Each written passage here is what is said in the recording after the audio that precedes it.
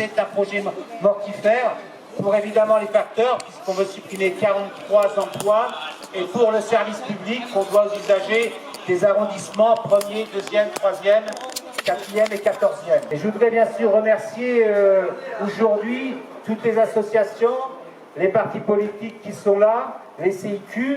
Alors, il y a évidemment aussi, alors je salue, parce qu'ils ont fait des interventions auprès de nos directions de la Poste, et ces interventions, c'est ce qui a permis, avec la mobilisation des facteurs, de faire commencer à un peu réfléchir nos directions. Et ça, c'est très important. Et pourquoi c'est important? Parce que c'est en travaillant les cohérences comme on a, en se mettant tous ensemble, en réfléchissant, parce que là on réfléchit, sur un monde meilleur pour tout le monde, pour les facteurs et pour les usagers.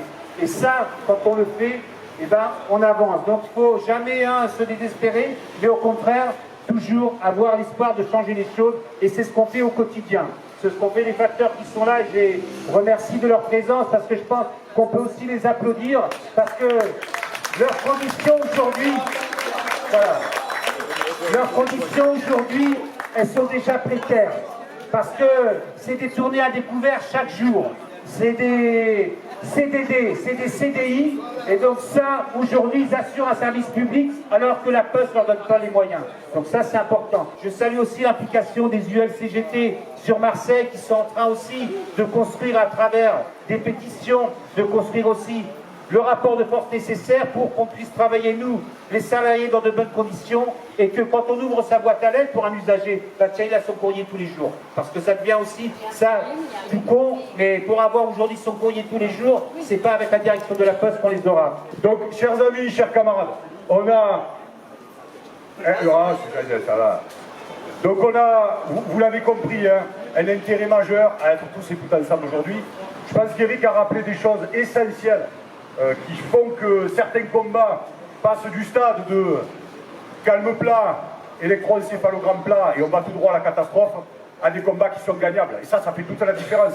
Quand vous avez une énergie à l'interne qui se mobilise depuis quand même plusieurs années sur les questions de restructuration, qui s'organisent depuis déjà fort longtemps, je pense que nos sections syndicales ne font pas que vivoter sur ces établissements-là, et c'est aussi une chance qu'on a de pouvoir faire finalement, c'est-à-dire l'union à l'extérieur aussi, sur les combats qui sont essentiels et qui participent, comme on le disait depuis tout à l'heure, au lien social qu'on nous a volé depuis des années. Parce que ce lien social, il existait. Il existait. Ceux qui étaient facteurs et factrices le savent bien que ce lien social existait. Et d'ailleurs, on était un des derniers services publics à être, notamment dans des arrondissements difficiles ou dans des campagnes profondes.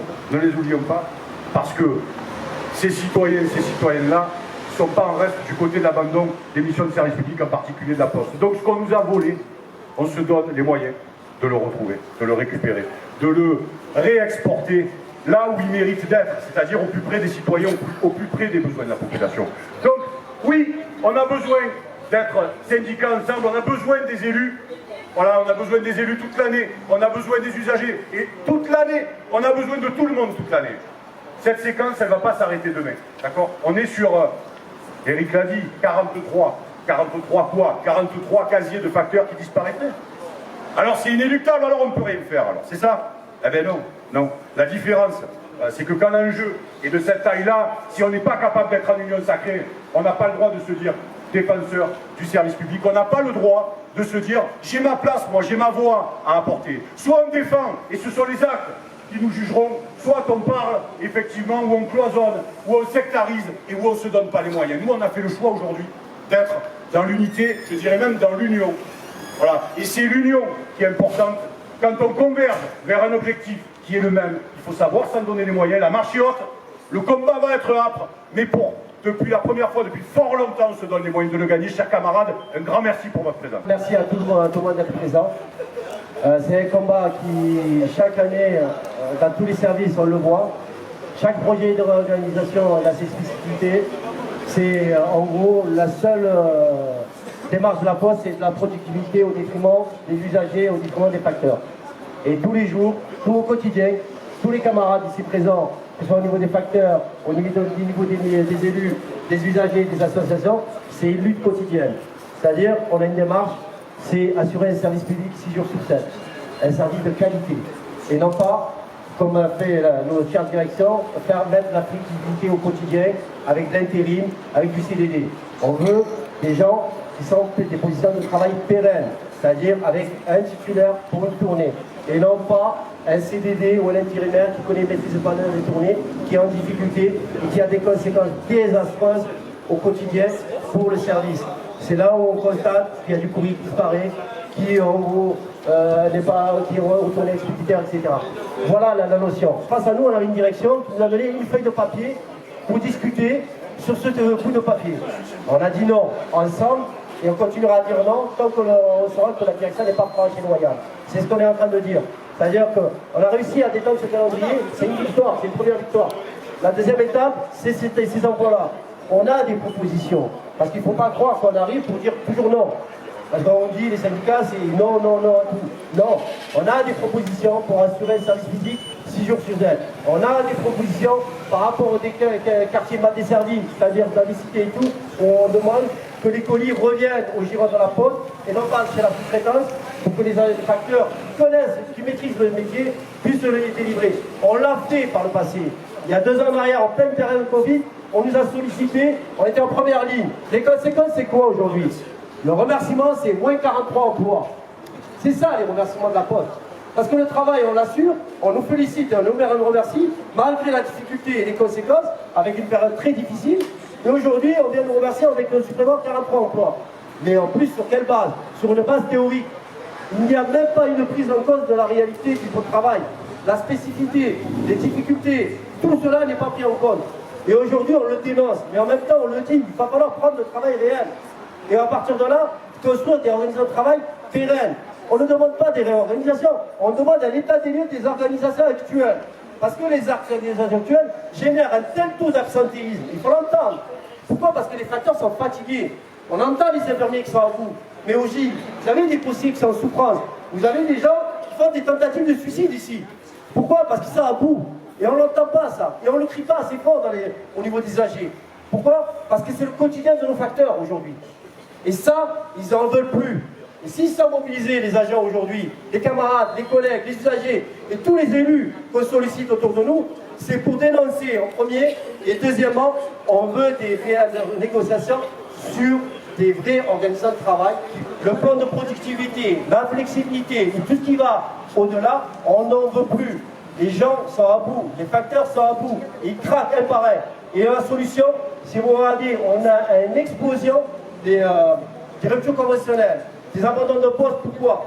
Parce que le seul chemin qu'on a aujourd'hui, pourquoi? Parce que les agents, ils n'arrivent plus à se faire entendre, à se faire écouter. On leur dit simplement, écoutez-les, soyez à l'écoute de vos agents. Mais non, il n'y a pas d'écoute, il n'y a pas cette concertation-là. Vous ne croyez pas qu'on n'obtiendra pas. Mais c'est en étant convaincus, les usagers, les élus et les postiers, qu'on avancera ensemble et qu'on les fera plier. Nous, on met un service de qualité en opposition. Et c'est ça qu'on veut tous les jours au quotidien pour nos usagers. Voilà, je vous remercie de votre écoute. Bon courage et à très bientôt. Bonjour à tous et toutes et merci de votre présence nombreuse.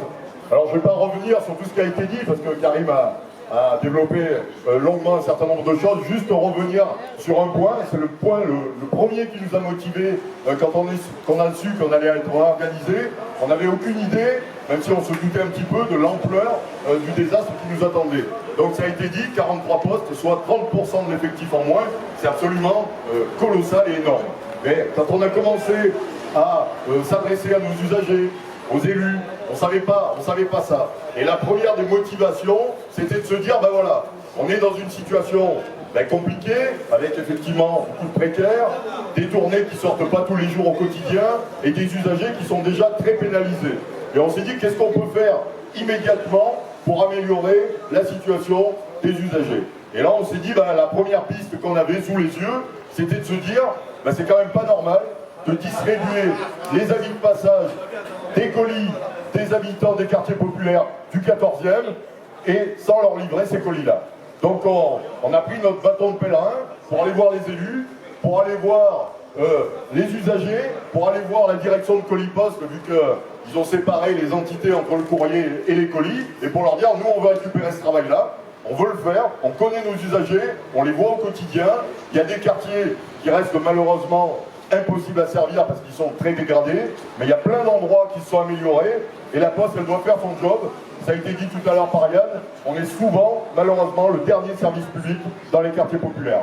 Donc on doit faire ce travail-là, et on doit le faire jusqu'au bout, on doit le faire à fond, en livrant l'intégralité des services dans ces quartiers-là. Donc ça a été notre première source de motivation. On a bien avancé grâce à toutes les interventions. On espère évidemment arriver au bout de cette démarche-là, mais évidemment, pour qu'elle soit efficace, il ne faut pas que d'un côté, on nous bascule les colis, et que de l'autre côté, on nous enlève 30% de nos emplois. Parce qu'évidemment, ça serait pas une opération très très intéressante, et pour nous, et pour nos usagers. Donc en tout cas, ça a démontré tout ça. C'est l'attachement des facteurs, des factrices au service public, et c'est l'attachement des usagers de nos quartiers aux services rendus par la Poste, malgré les dégradations qu'on subit constamment à grands coups de réorganisation. Il y a quand même cet attachement, il y a quand même ce lien qui continue à se faire et qu'on va défendre, et que j'espère qu'on va défendre longtemps et ensemble. En tout cas, merci à tous et toutes. Donc, Mohamed Belkada, membre de la France Insoumise et candidat pour la troisième circonscription avec l'étiquette Nouvelle Union Populaire écologique et sociale. Ma place à moi, au-delà même de mes fonctions politiques, en tant que militant, en tant que salarié de l'assistance publique Travail Bâtiment, elle est là, elle est à côté des dossiers qui luttent. Le camarade tout à l'heure évoquait quelque chose qui me parle énormément, c'est-à-dire l'attachement par exemple au casier, donc quand il citait 43 emplois détruits, donc 43 casiers de vide, je connais cette espèce de rituel, cet attachement qu'on a à son travail. Un des camarades qui a pris la parole tout à l'heure expliquer effectivement que c'était un lien social, mais c'est encore même plus que ça. Un bon facteur, effectivement, nous on en a connu dans notre enfance, dans notre adolescence, et jusqu'à très très peu, avant que des attaques qui sont quand même globalisées sur l'ensemble des services publics et pas seulement sur la Poste, malheureusement, viennent détériorer ce service. Tu parlais de lien social, je ne sais plus où est le camarade, mais en fait c'est plus qu'un lien social, c'est un véritable pacte social qui est rompu entre ceux qui fournissent ce service et les usagers, entre la République et les citoyens.